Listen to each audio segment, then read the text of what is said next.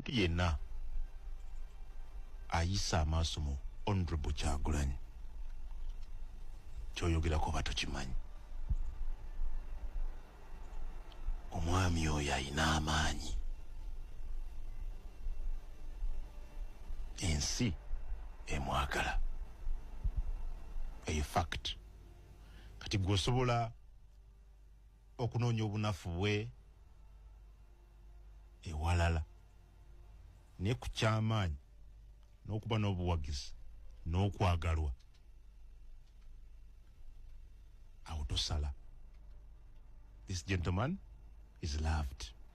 This gentleman is liked. This gentleman is favored. Wedda ndaba ku social media alaga tikungu amasannyalaze gamuyiseemu nti eri yabadde 3 phase.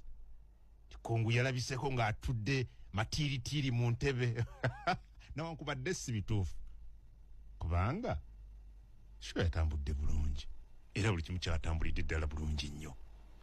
Enjawulo nti nalabye okwagalwa kwa Mwami Kyagulanyi ku mitimbagano n'ewalala, which is a good thing.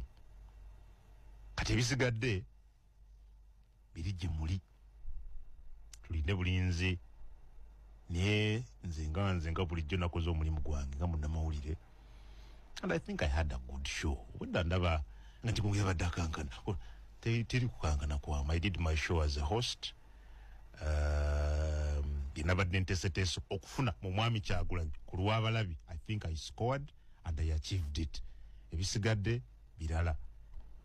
So awo nsinziroga nti really Mwami Kyagulanyi mulalamu ensi emwagala.